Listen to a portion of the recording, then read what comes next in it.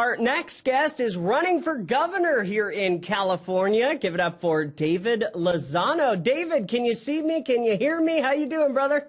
Very good, very good. Thank you for having me on the show here. Our pleasure, our pleasure. So, David, I want to start with, why are you running in 2022? Well, I know that's a loaded question. Right. Everyone seems to be asking me that question. Yeah. Yes. Bottom line is I came up with the solution to homelessness about 3 years ago. My background is I'm a prior Los Angeles County Sheriff back in the late 70s and early 1980s. Okay. And I actually left the department to go work and travel all over the world. I've worked in Egypt, Turkey, Australia, Fiji, the Caribbean, New Zealand, all over the world, actually. And from there, I came back, went to law school. I have a degree in law, worked up in the Connecticut State Legislature, worked down in Washington, D.C., under the great criminal defense attorney, Bill Moffitt. Wow. And then came out here back to California. And for the past 28 years, I've been a federal attorney working in the federal courts. And the solution actually for homelessness comes out of Finland. They developed a program called Housing First, and they have actually almost eliminated their entire homeless problem through that program. Wow. And what I've done is I've gone ahead and taken the best parts of that program and brought it here to the United States and put in my own pieces to that program and specifically developed it here for the United States, actually specifically for California. And what I've done is I've gone ahead and developed the project called A New Hope. And with this project, what I'm going to be doing is creating not one, but three major metropolitan cities, major metropolitan residential cities, where I'm going to be having these cities, one in Northern California, one in Central California, right outside of the Los Angeles area, outside of the Antelope Valley, east of the Antelope Valley, and one in the southern tip of California. And in these cities, we're going to have a upper class area, a middle class, and a moderate class area. And in the moderate class areas, we're going to be able to house over 50,000 homeless each, a total of over 150,000, where we're going to be able to house and care for the homeless. But in these areas, we're going to be able to obviously medically care for them, educate them, and rehabilitate them to be able to obviously, hopefully, bring them back into society for those that can be. But obviously, we're going to be able to care for the mentally ill. That's a big project. And of course, Veterans First. That's another whole element to this project. But these cities are not homeless cities. These are major metropolitan cities where the focus is the homeless. So in other words, these are major metropolitan cities where they thrive on their own. They're self-sustaining, where we're going to be having obviously regular citizens that are going to be thriving, but these are citizens that they bring their families to, where they're obviously we're going to have universities, schools, regular businesses, but the focus is always going to be keeping the eye on the homeless. So that's my major platform, is the homeless, the homeless, the homeless, the homeless. But of course, because of my police background, major police reform is part of my project. And of course, because of my financial background, because that's my expertise in law, I've been able to develop affordable housing as a major part of all this program. And that takes a lot to discuss, but that's a major part of it. So that, along with so many other solutions and ideas that I bring to the platform, that's why I'm running for governor. Now, you're based in Southern California. What are some of the other issues that are important to you for the entire state? You know, here in the Central Valley, obviously, farming is massive, not just here in the valley, but all across the country. You know, we feed so many homes. Yeah, the water management, of course, is at the top of the list. Okay. I mean, one of the major elements of water management, which I speak about on my website, and I invite everyone to go to my website either by going to Lozano for Governor or www www.lozanoforcalifornia.com, and there it's all laid out.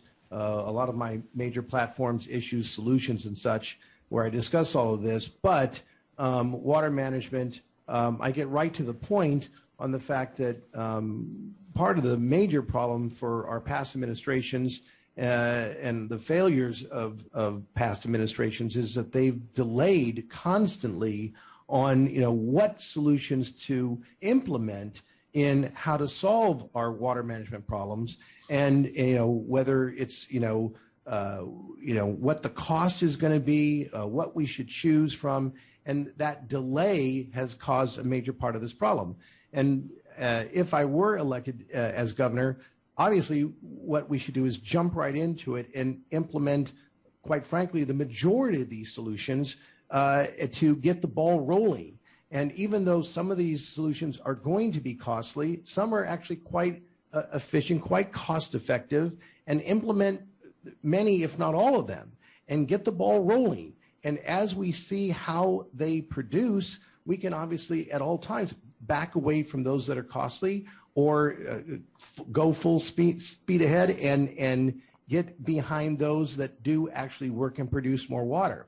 Now, at the heart of this, one of my major themes is that no administration has gone ahead and stopped the so-called drilling of these bottled water companies that say, hey, I don't want to name names at this early stage, but those that drill straight down into our California ground here, and they pull up the water and they say, hey, we've bottled this water, drink our drinking water. Well, wait a minute, hold on a second.